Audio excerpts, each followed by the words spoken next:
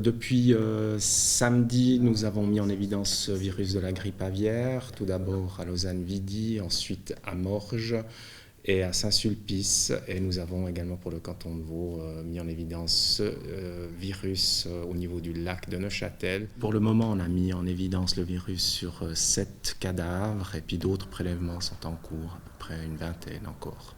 Pour la faune et la biodiversité, est-ce qu'il y a un risque ? Écoutez, c'est un virus très contagieux, donc il y a la propagation au sein de la vie faune va se faire très très facilement. Elle se fait notamment par les déjections. Donc probablement on aura un taux de contamination, d'infection, peut-être un taux de mortalité plus élevé que les autres années. Mais encore une fois, c'est un virus endémique qui est finalement répandu dans ces populations-là. Que signifie ce virus H5N8 ? Alors, c'est un virus influenza. Il faut savoir que ces virus influenza sont endémiques dans ces populations sauvages. Et depuis la semaine passée, en Suisse et en Europe, on met en évidence ce sous-type H5N8 de la grippe aviaire qui n'est pas le même que celui qu'on avait détecté il y a 10 ans. Est-ce que ce virus peut être transmis aux êtres humains ? Alors rien n'indique actuellement que ce virus est transmissible à l'homme. Encore une fois, il ne s'agit pas du virus qu'on avait connu il y a une dizaine d'années, il s'agit d'un sérotype H5N8. Maintenant que le virus a été détecté, quelles sont les étapes mises en place ? Alors on va continuer à faire des prélèvements sur les oiseaux morts.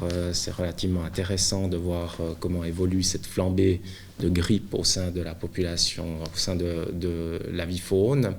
Et bien entendu, on va continuer à communiquer les mesures qui doivent être mises en place par les aviculteurs qui sont les principaux concernés par ce phénomène.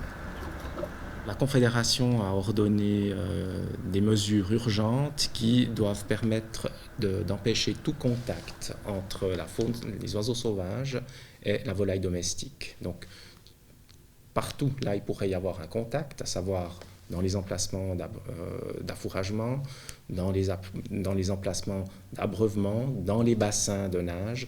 Il faut éviter ces contacts, soit en rentrant ces installations, soit en bâchant les bassins. Si ce n'est pas possible, le confinement est obligatoire. Si quelqu'un trouve un cadavre, justement, qu'est-ce qu'il doit faire ?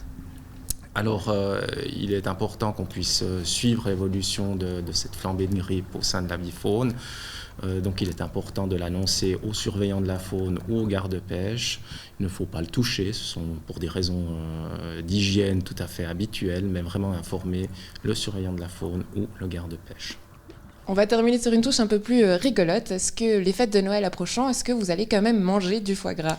Je vais manger tout ce qui est bon, en fait. Il n'y a pas de risque pour la consommation. Encore une fois, il s'agit d'un virus de la grippe. La volaille, de toute façon, est cuite thermiquement. Et lorsqu'on mange de la volaille ou lorsqu'on prépare de la volaille, on prend des mesures usuelles d'hygiène. Et ce sont toujours les mêmes mesures à appliquer, même aujourd'hui.